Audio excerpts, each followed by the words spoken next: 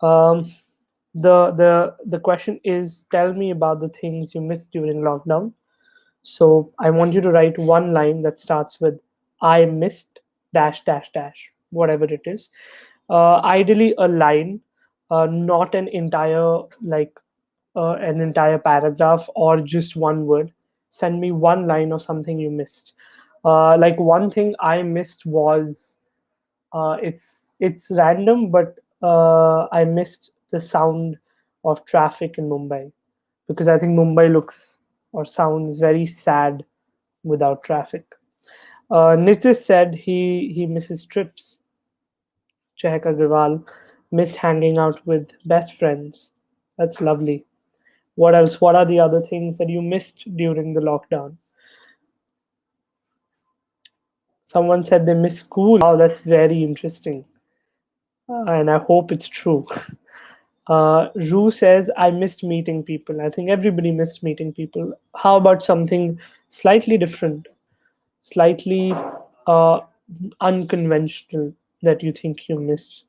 That is like, I think some of the most common things that we all miss was going out for lunches, dinner, going out to watch films, meeting people, going for parties, or being a part of festivals. But what are the other things that we missed? I think one more thing that I missed is you know taking walks. I missed taking walks in the middle of the night because I think that's a very beautiful thing I like doing sometimes. I also missed auto rides because it's very pleasant weather to be in an auto. Mohit says he missed festival celebrations. Lovely. So there are a lot of things we all missed during the lockdown, and I want you to keep this with you. Uh, what we had done once was we all took up lines of one thing that we all missed and we made it into one poem. So if there's anybody in the message section who is slightly since like into collating things, what you can do is just make a list, just copy all the things people missed, and put it down as one message, and that is basically just our first poem for today. And you can put your line at the end of it. I think we had around 1, 2, 3, 4, 5, 6, 7 people saying things that they missed. So that's like a 7, 8 line long poem. And Yeah, we all miss so many things. We all still miss a lot of things, possibly.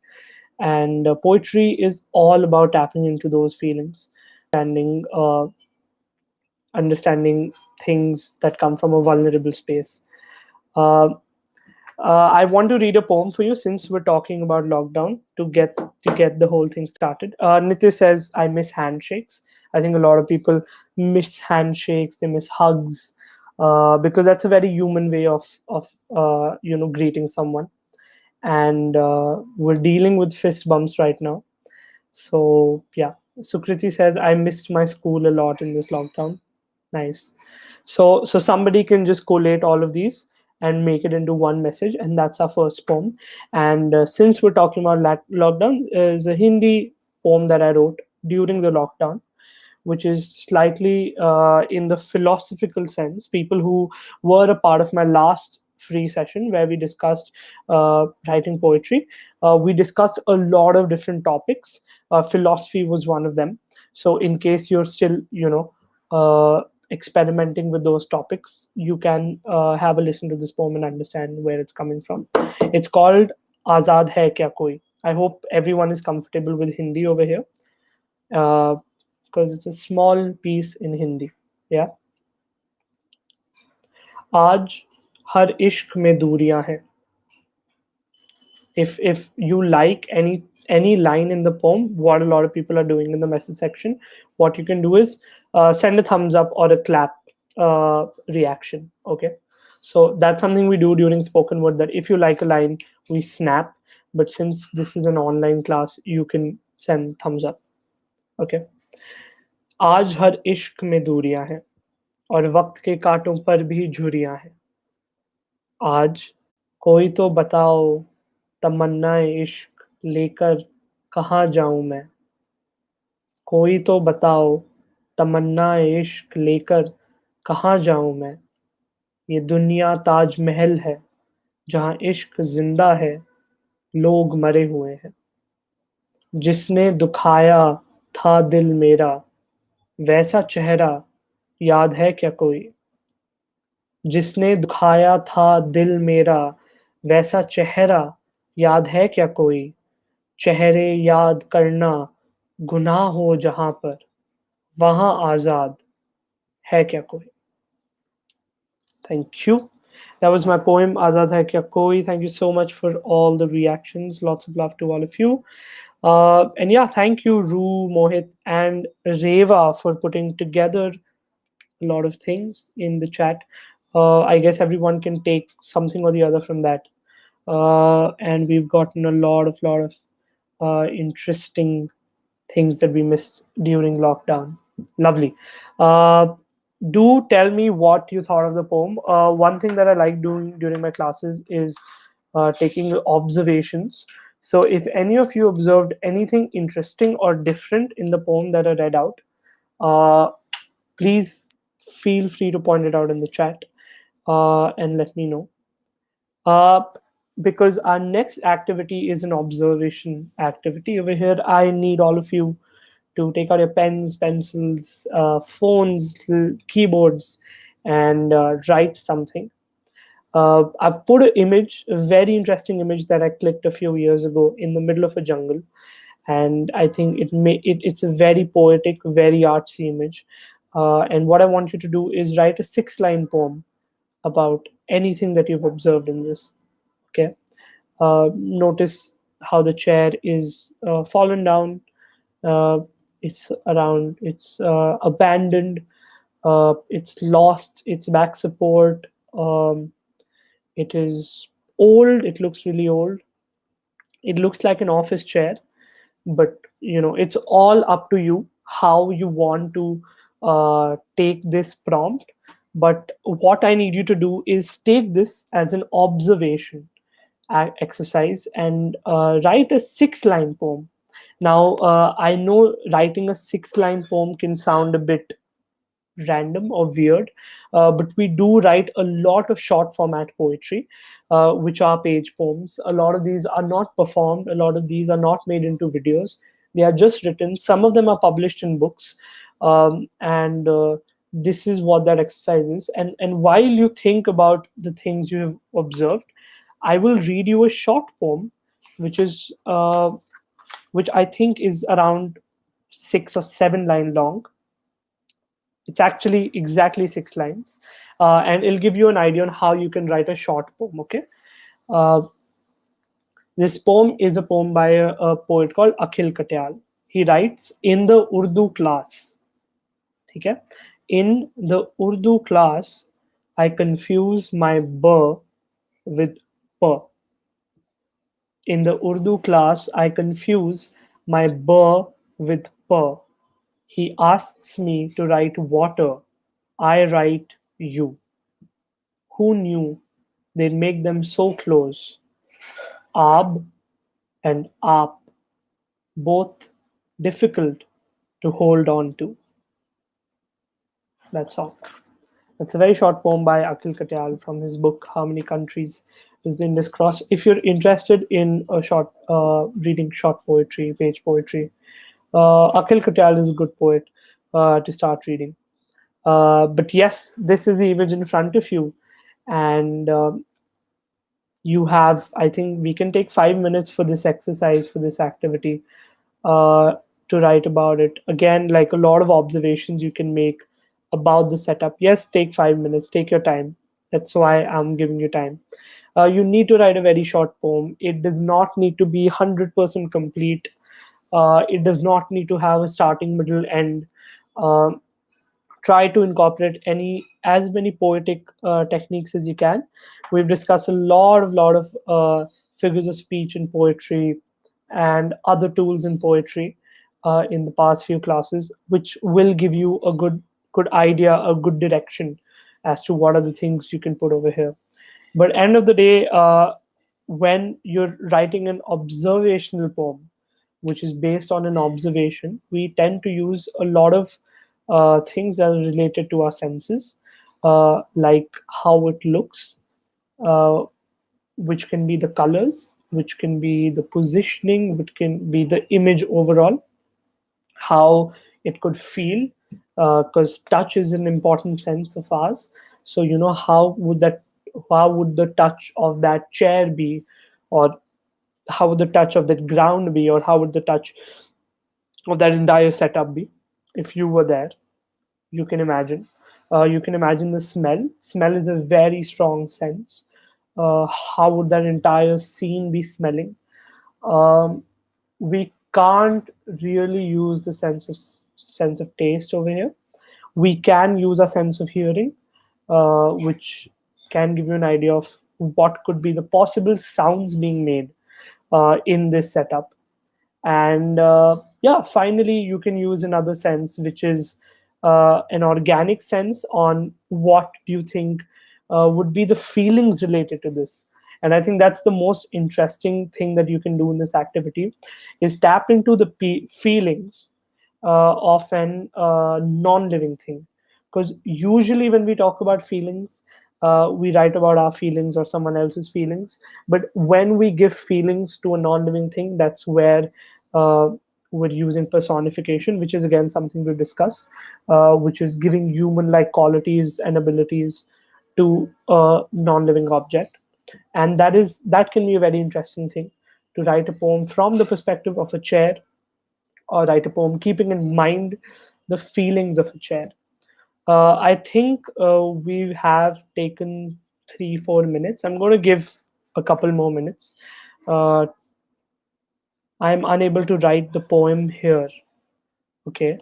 I think if you just copy and paste it on the comment, you will be able to. Uh, if I think if it's too long, it may not fit the comments. You could try sending it as a question. But I think a 6-line poem shouldn't be an issue to write. I forgot to pin this, but I'm going to do this right now. I'm going to be giving you guys homework at the end of the class, and I'm just going to pin the comment which has the link to submission. Uh, yeah. So stay till the end of the class so that you can know what the homework is and send it. There's some great incentives in terms of sending homework. Your homework assignment, it's a very simple homework assignment. So I think, yeah, just the link has been given. I'll be sharing the assignment with you soon.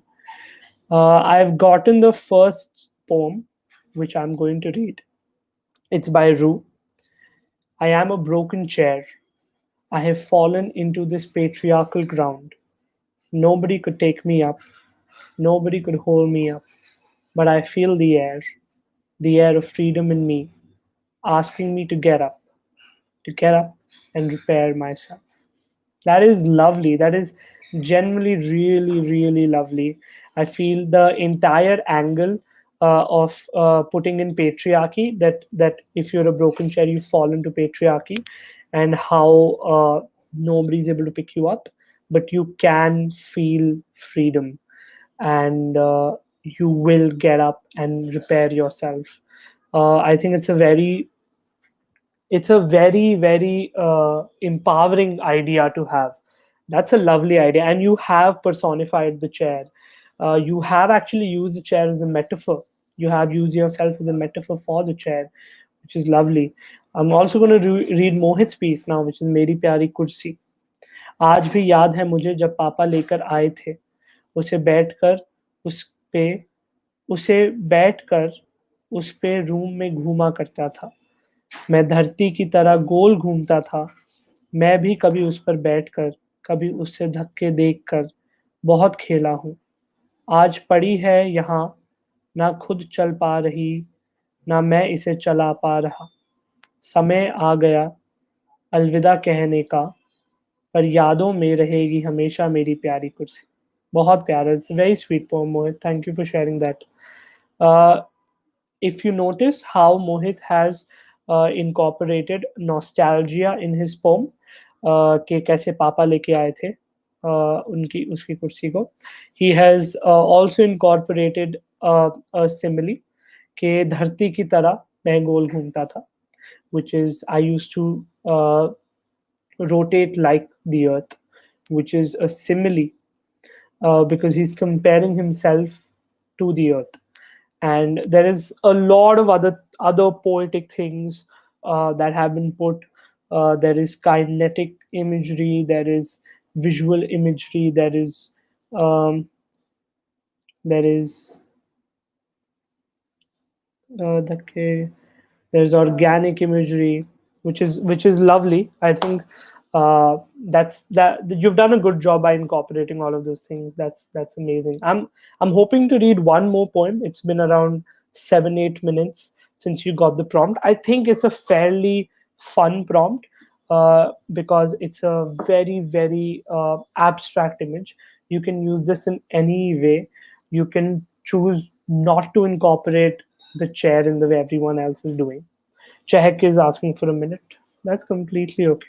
Take your time. Every If anybody is finding it tough to finish the poem right now, what you can do is you can take this, remember this, and you can write this later. That's completely okay, because sometimes what happens is at the moment you're not able to come up with ideas. You need some time, and if that's the case with you right now, that's completely okay. Aishiki has sent a poem. The envelope of love around me vanished. All that lies is thin air of abandonment right now. The comforting chair I used to be is now like the broken heart of a girl in transition. Wow, that's lovely. What she's done is use the chair as a metaphor for a failed relationship, I'm assuming, because it's talking about the broken heart of a girl, which is a very interesting metaphor. The envelope of love is again really good imagery, and the comforting chair is good imagery, and girl in transition is a very interesting way to end it. I think you've also been able to incorporate a lot of really cool poetic tools in this, which is great. We read three amazing poems. I'm hoping more people are writing, are taking their time. I don't think there is any best one. I feel all of them are great. The thing with poetry is each poem is so different. You can't really compare because of how different they are. So that's why it's very tough to rate poems or to.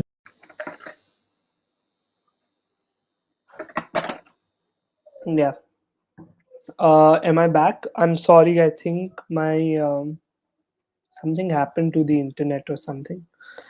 But can you see me? Just let me know if you can see me. If I'm back on screen, great. Um, so yeah, as I was saying, I don't think you can compare poetry. I don't think you can pick what's the best or not, because all poetry is so different, and all poetry comes from very different places from people's heart. But till the time it's coming from your heart, it's good and it's the best for you. Then that's what's important. How you feel about what you're writing. ठीक है, we're going to move into some tips now. These were two fun exercises we did. If someone has not done this, please you can pick this up later. Okay, someone has sent a poem. Reva, I'll just read it out quickly. Just fallen there, lying in fear, people ignoring the cry in my tear. Legs are broken, how my trust is. Neither can I, nor the chair can stand on its feet. Wow, that's a really good poem. It's again very philosophical in nature. It's using a lot of imagery. Again, you're using the analogy of you and the chair not being having feet to stand, which is great. Which is powerful, and also how the legs are broken like trust is a very interesting comparison. Chehek writes, it is the story of old dreams when I was young and enthusiastic, and fulfilling my desire was a part of my self esteem, and everything seemed to be fantastic. But as the time and tide wait for none, it left me in my dream broken. Wow. You've tried to involve rhyme, if you notice it, enthusiastic, fantastic, none, and broken, which is really good because rhyme gives rhythm. and I was able to read your poem much more smoother because I could see the rhyme, which is lovely. Thank you for sending that piece. This again poem has really good imagery. It doesn't directly mention a chair, which is what I like about it. It's different from all other pieces because mostly other poems have had the mention of the chair directly. Uh, all right, awesome. We're going to get into editing now because you all wrote a 6 line poem, or shorter or longer. But after you write the poem, you've done less than 50% of the job. The writing part is 50% of the job. The balance 50%, or 60%, 70%, I would say, is after writing, which is editing. And I have around 10 11 important tips that involve editing, why you need to edit your poems. If to explain editing, I had explained at one of my classes, editing mainly involves three things: addition, subtraction, and addition. So if you add something, if you remove something, or if you change something, that's editing. Basically any changes made to the first draft is editing. Usually poets go through several drafts. Some poets tend to go from 5 to 10 drafts. Some poets end up going for more than 20 drafts. It completely depends on how involved you are, what your process is, how much time you want to give the poem, and what is the theme of the poem, and how it's affecting you. But yeah, essentially editing is making changes. But editing is very important, and this is why it's important, uh, is what I'm going to be telling you now. See, the first thing that is very important that you do is you put the poem away once you've written a draft. Again, this is very subjective. Some people might agree with this, some people may not agree with it, because it's a creative process. Everybody has a different style, and that is completely okay, right? But one thing that I try to follow is keep my poem away after I've written the first draft. तो मैंने पहला draft लिख दिया, पहली पहला उसका वो लिख दिया, जैसे आप सबने 6-6 लाइनें लिखी है, अभी इसको साइड पे रख दो, ठीक है? इसको रहने दो, इसको पकने दो। जैसे हम मैरिनेट करते हैं ना चिकन को, चिकन में मसाले डाल के आप उसको साइड में रख दो, then you cook it the next day. Just like that, poetry also needs marination. So once you've written your draft, आप उसको साइड पे रख दो थोड़ी देर के लिए, कुछ दिन के लिए, कुछ हफ्ते ज़्यादा हो जाएगा, but ideally कुछ दिनों के लिए। And then you come back to your poem and you review the entire poem. अभी रिव्यू करने का सबका प्रोसेस अलग है. So I'm gonna give you what are the things you can do to review. One thing is reading your poem loud. This is something that definitely helps. आप जोर से, don't read it in your mind, but read it loud. Read it loud like you're performing for an audience. It will give you an idea on what are the things you need and you don't need when you're performing it. The second thing is go over every line. Don't miss a line. Don't miss a word.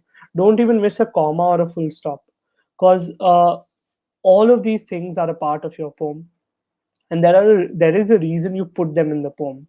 So every time you go over each and every aspect of your poem, you'll realize आपको क्या रखने की जरूरत है, क्या हटाने की जरूरत है, ठीक है? Another thing that I try to follow, it's totally subjective. You don't need to follow it. Some people don't follow it at all, because it doesn't work for them. So you need to understand if it does. But something that I follow is I begin and I try to begin and end with powerful lines.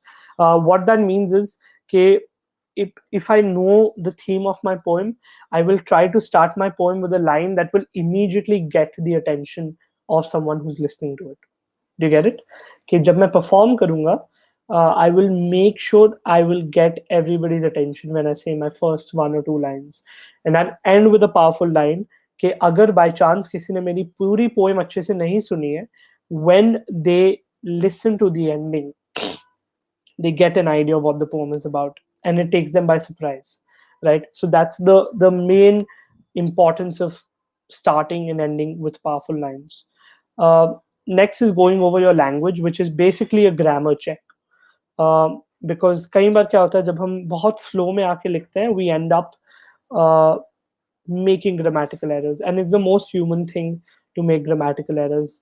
Nobody will be able to write perfect language in their first draft, uh, and that's okay. So just do a basic grammar check with the language, with the use of words, and all of that. Then is incorporating poetic techniques, and devices. There's something that we've discussed a lot of times, and a lot of times in the first draft you're not able to put a metaphor as you want, or not able to add a certain imagery that you would like to. I like to note down all of that, so when I'm editing I know कि यहाँ पे मुझे कुछ add करना है, so I understand where are the loopholes in my poem, or where is it falling weak. uh, and one more important thing is line breaks. Line breaks is something I don't want to completely get into, but if you read a poem on a page, you will know what a line break is. It's the point where a poet chooses to press enter and go on to the next line. Usually, what line breaks do is they give the reader an idea कि आपको कहाँ पे pause लेना है. तो हम जब performance के लिए भी लिखते हैं, we try to put line breaks in such a way that we know this is where we have to pause. So try different permutations, combinations for that. uh, and then one thing that helps a lot is writing down the poem. You might have typed your poem on a laptop or a phone, you might have written it in a diary, but if you want to memorize your poem really well, no, write it down multiple times on a piece of paper. Like I have noticed after the fifth time or sixth time that I write a poem, I am able to memorize it. Of course, this is something that I personally don't actively follow, because now I have learned a lot of other techniques to memorize poetry. But when I was starting out, initially, writing down poetry helped me a lot, and I think it will help you as well. So you can try that out. Um, and then again is final proofread and feedback. Abhi feedback na बहुत tricky चीज है. You can take feedback from two kinds of people: poets and non-poets. When you send it to a poet, they will give you very technical feedback, like what are the technical problems with the poem, where is the poem falling short. When you give it to a non-poet, they'll give you very emotional feedback, where उनको कहाँ पे feel नहीं आई और उनको कहाँ लगता है feel और आ सकती है, like emotion कहाँ feedback is nobody's feedback is more important than your own. ठीक है. हो सकता है the greatest poet alive gives you certain feedback, but if you personally don't agree with it, you don't need to incorporate it. Of course, say if you're asking for feedback, you must be considerate and polite to what they have to say, but end of the day, it is your poem, it is not anybody else's poem. तो चाहे पूरी दुनिया को लगे कि एक particular line आपके poem में अच्छी नहीं लग रही है, if you are 100% sure that it's a good line, then keep it, because it is your poem, it is your line, it belongs to you, it will be published with your name, it will be uploaded with your name, not anybody else's. All right. So always remember that feedback is subjective, and you must 100% agree to it before making changes. And a final thing that you can try in editing is changing your point of view, which is perspective. Usually, like I'll give you an example: when you're writing a heartbreak poem, you will write a poem from your perspective कि आपका दिल कैसे टूटा था. Try thinking about the poem from the other person's perspective, could give you some insight, it may not be helpful, it totally depends on the subject of the poem. So this is actually not the best thing to do always. It only works when uh, it has some side of conflict. If there is some conflict in your poem, it might help. If it's a political piece, you are writing about a certain thing that you don't agree with, or a social issue, try to think of it from the other perspective, but you don't need to incorporate it. You actually should not incorporate it, because end of the day, your poem must only and only have your perspective, not anyone else's, because it is your poem end of the day. ठीक है. So this is editing. These are the 10-11 tips that I try to follow and have helped me a lot. And as I mentioned, for me, writing is possibly 40-50% of the job. The balance 50-60% is editing. So it's very important when you're writing poetry. Okay, these are performance tips. Firstly, I think there are a few people watching. If you were able to understand all of this, if you don't have any doubts, please send me a thumbs up so I know that we're all clear and we can move on to the next thing. Okay, lovely. Hmm, great. So the next thing are some performance tips. Um, this is going to help you with the homework because the homework is going to involve you performing. And these are basically just me trying to break some myths about performance. The first myth is that you do not need to have a dramatic voice to be a successful performer. uh, you can have a very normal, very calm, very composed voice. You can have a very shrill or a very low voice, and you could still be a great performer. You could still be a very successful performer. A lot of very successful performers nowadays have very offbeat voices. Uh, and it's important to perform as much close to your natural voice as possible.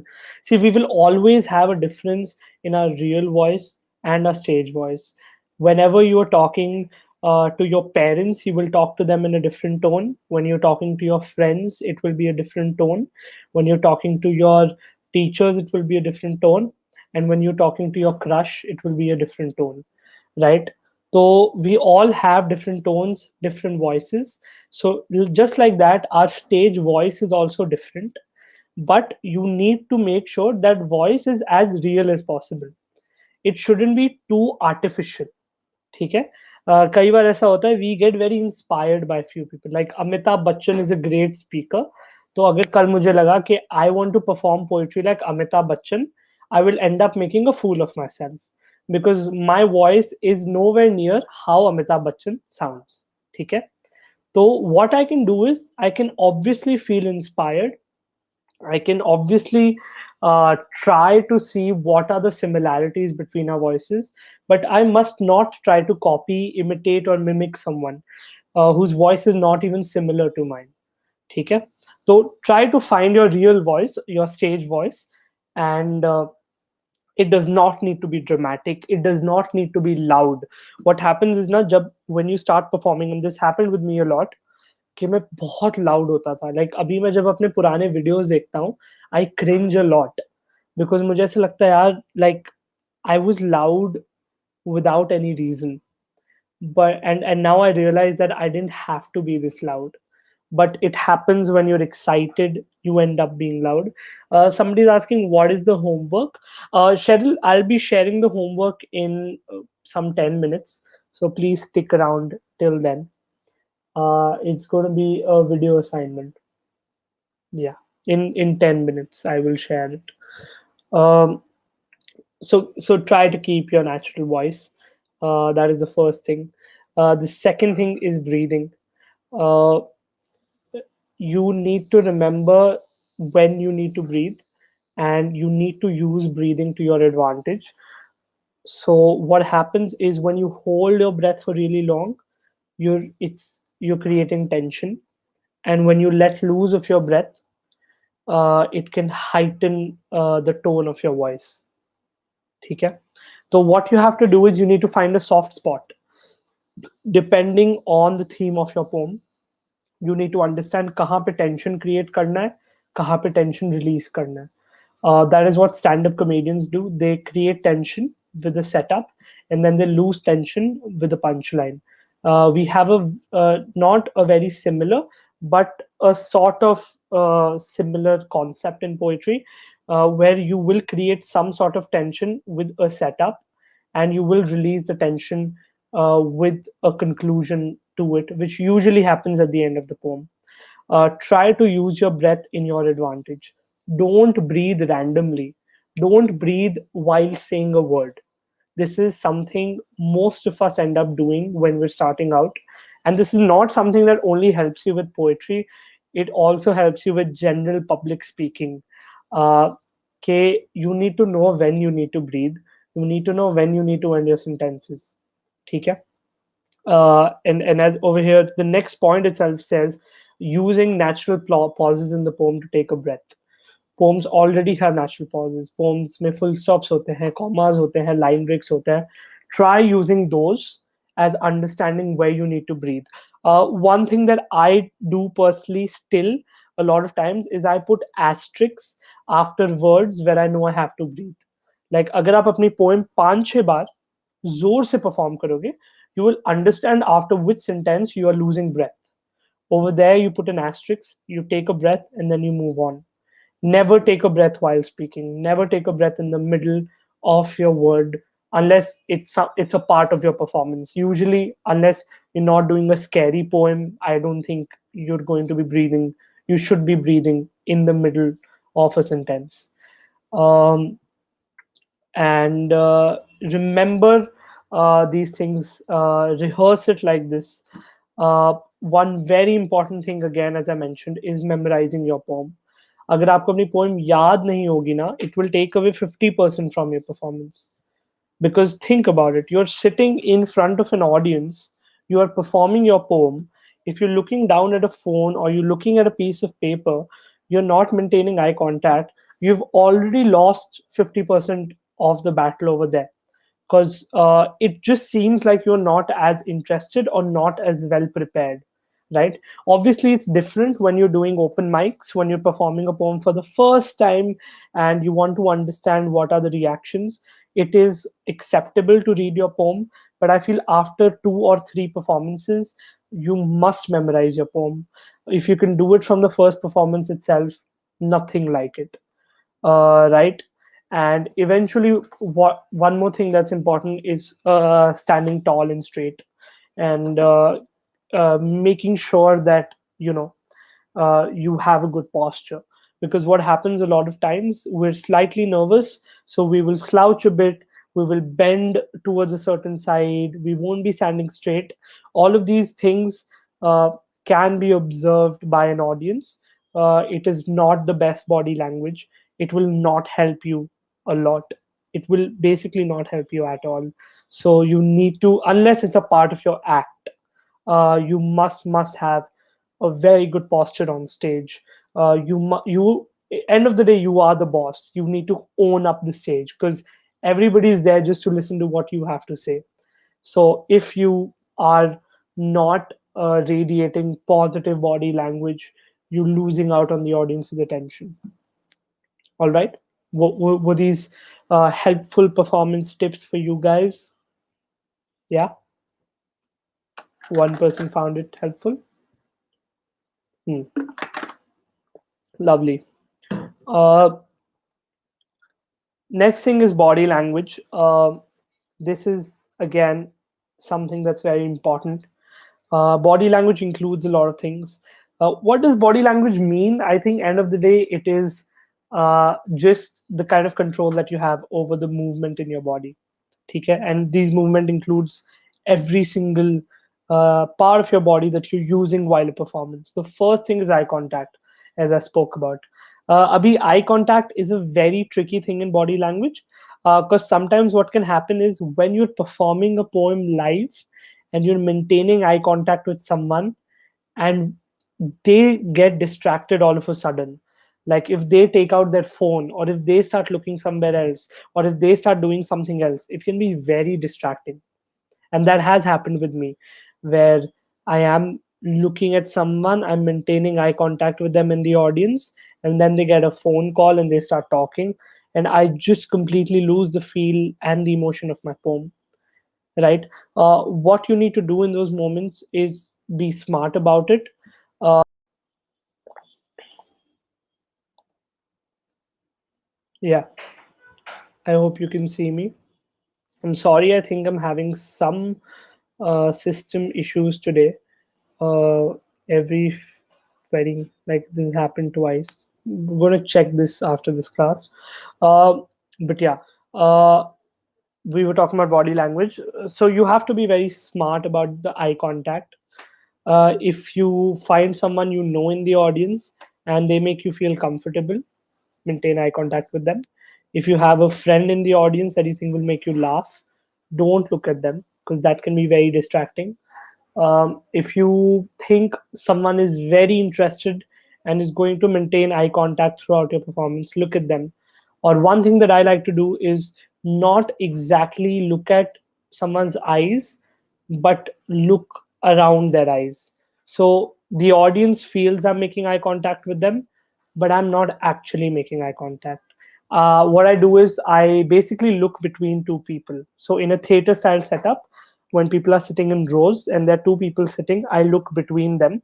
So both people think that I'm maintaining eye contact with them when I'm actually not maintaining eye contact with anyone, uh, which is a very hacker thing of me to do as a performance. But end of the day, performance is full of hacks. If you don't have these small little tricks up your sleeve, you can be caught off guard when you're performing, and you don't want that. You want to be very comfortable when you're performing.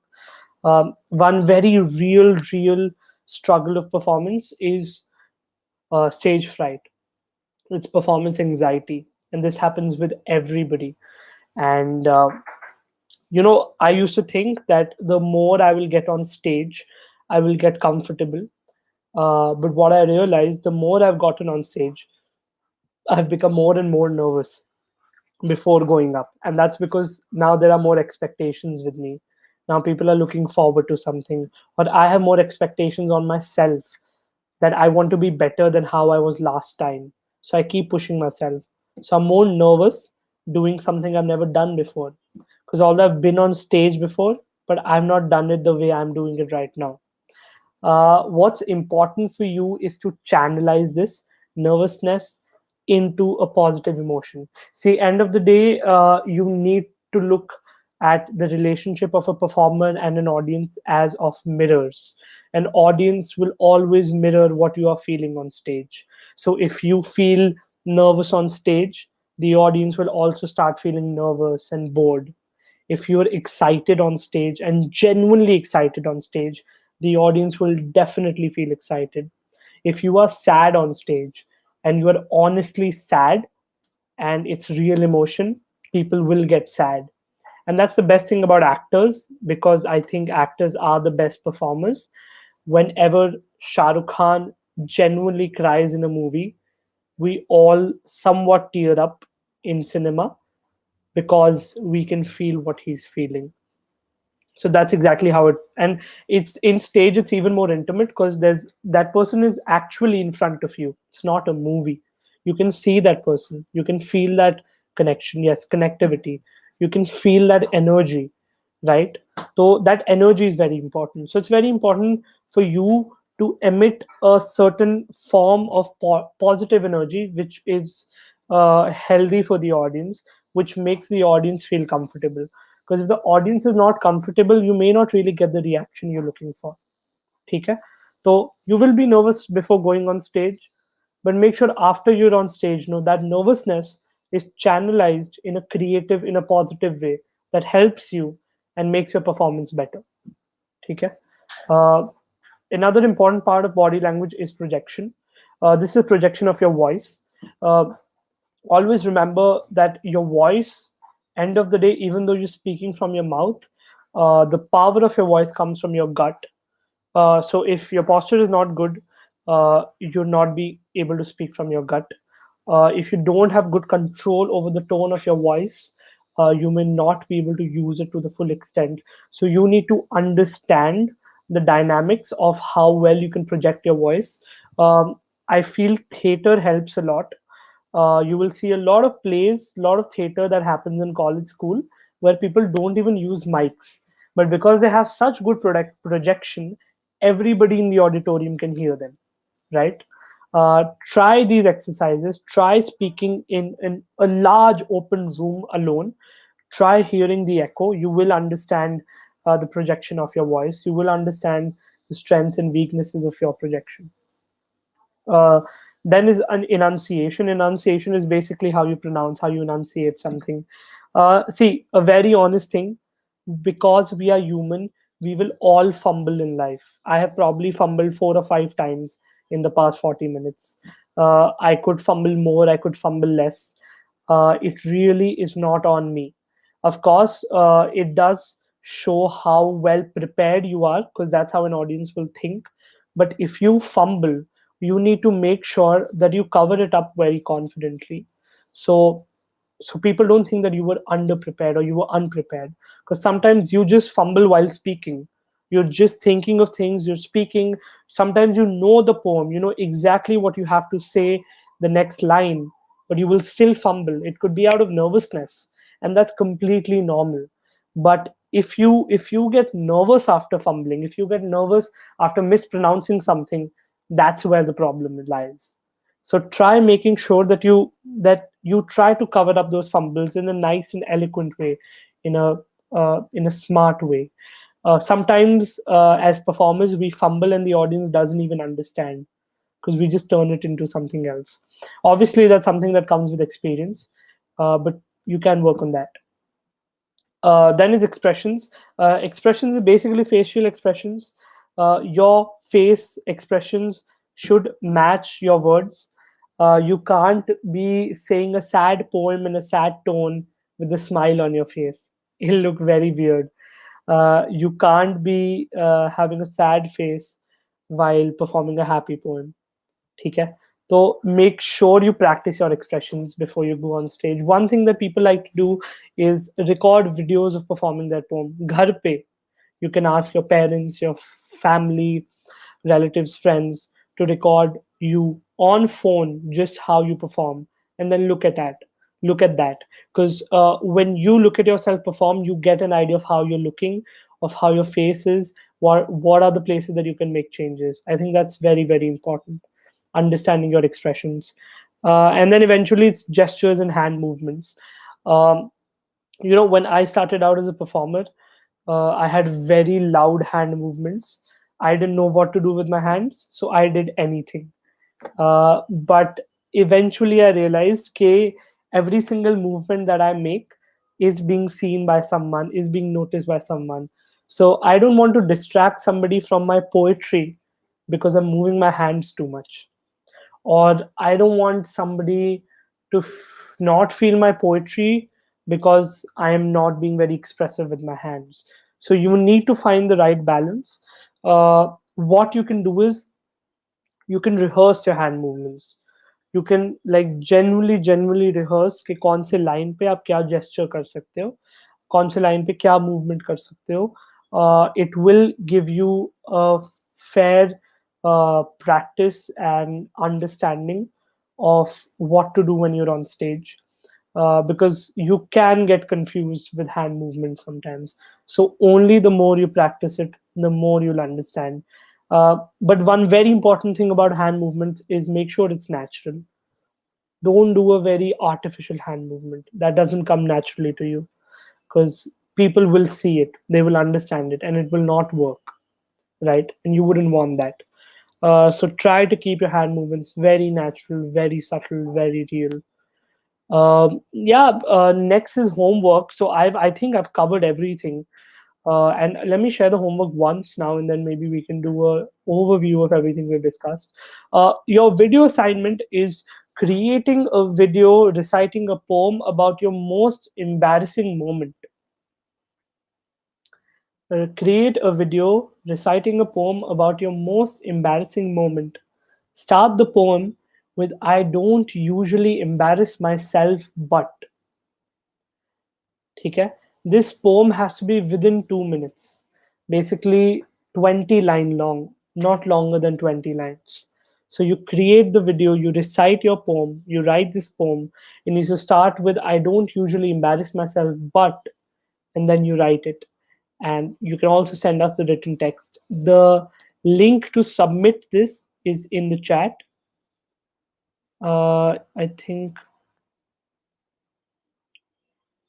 somebody has sent me a question that I'll open in a bit. But yeah, uh, the link for sending the homework is in the chat. It has to be your most embarrassing moment. It can be anything. Usually, what people do is pick up an embarrassing moment from the childhood, when they did something funny, when they did something embarrassing. It could be something very recent also. We all have embarrassing moments in our day-to-day life.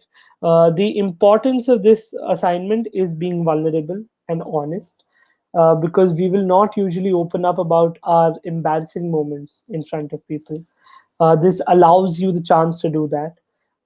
This allows you to share that vulnerable space with other people. and just write it from your heart. Write something that honestly happened.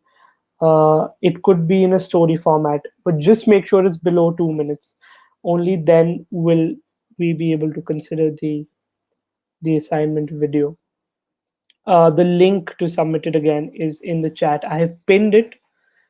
I will also send it again, just in case somebody's not able to see the pin chat. Uh, you will get a chance to get featured on Creative Corner's YouTube channel if your entry is selected, if your assignment is liked by the content team. So I think it's a win-win, and I think it's a very interesting one, homework as well. Cool. So today what we did is we all tried to write a poem together about missing lockdown. I read a poem for you, and then we got into an observation exercise where we tried to write different observations from a very abstract, very interesting image. From there, we learned about editing. We learned some 11 different things that we can use for editing and why. I then shared some performance tips with you, as I mentioned, these very subjective tips that I personally use. It may work for you, some may not work for you. You need to try them all out. Language, we discussed eye contact, on how you need to be smart as a performer, on projection, on how projection is important, on enunciation, on how you need to crisply be crisp about pronouncing everything you say, about expressions, how your facial expressions need to match your words, and hand gestures and movements, on how you need to find a soft spot between loud and nil hand gestures. That's everything we discussed today. If anybody has any doubts, any questions, please feel free to ask. I have around 5 minutes left in this thing, and I would like to answer any question, any doubt somebody has. If there is something in particular you did not understand, if there is something you want me to talk about again, feel free to send the question. Please make sure you do the video assignment. This is what you have to do: create a video about your most embarrassing moment. Start the poem with "I don't usually embarrass myself, but," and send it on the link in the chat. Get a chance to get featured on Creative Corner's YouTube channel. Uh, more about Creative Corner. It is mainly for you to discover your creativity with Unacademy. It's beyond school syllabus. Uh, we have an artist corner, entertainers corner, orators corner, and book lovers corner. All of these things are a part of the creative corner. There is it is complimentary with the iconic subscription. You can use my referral code for a 10% discount. It's simmer_10. So if any of you consider getting a Creative Corner subscription right now after this class, if you want to join my exclusive classes as well, and you want to get this subscription, use my referral code simmer_10 and get it 10% off. There are different plans for a month, 6 months. They're all on your screen. Uh, and you can get the subscription right away. And yeah, then submit your video assignments to get featured on Creative Corners Unacademy. We're having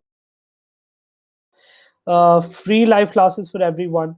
This is started yesterday. It's going to go on till 31st September, 31st December, the entire month, every day at 4 p.m. Right. So I think there are variety of courses that you'll get the chance to see for absolutely free, and then you can get a subscription and join the exclusive courses as well. I started writing Czech when I was 9 years old, uh, and sometimes feel like having no or less words for writing. So writer's block is something that I definitely want to discuss. I will be discussing that in my next free class, which I think it will happen in a couple of weeks. Uh, so stay updated. Just you can follow me as an educator on the app. So I think you'll stay updated about all my classes. The deadline to submit the homework was mentioned somewhere over here. Yeah, the deadline to submit the homework is 7th to 31st December. 31st December is the last day to submit. The form has been uh, given to you on the chat. So you have a lot of time. You have around 20 days to finish the homework. I would ideally like if you can just finish it in the next couple of days. So you can do a lot of other homework from other live classes as well. This is the first week schedule from 7th to 13th. And all of these sessions are absolutely free. So I hope you had a good class. I had a lovely lecture talking about exploring the world of poetry. I have another class tomorrow at 4 p.m. on the poetry pad. So if any of you enjoyed this class and you consider getting a Creative Corner subscription, make sure you join my class tomorrow at 4 p.m. If you already have a subscription, definitely join my class tomorrow at 4 p.m. And yeah, that's about it. Make sure you send in the homework. Hope you enjoyed the session today. We're going to be having a lot more such fun sessions, and do enjoy all other sessions happening throughout this week. That is all. Thank you so much for the class today. Thank you so much for joining in. Thank you for all your questions, all your appreciation and support, and have a good evening ahead. Bye. Take care.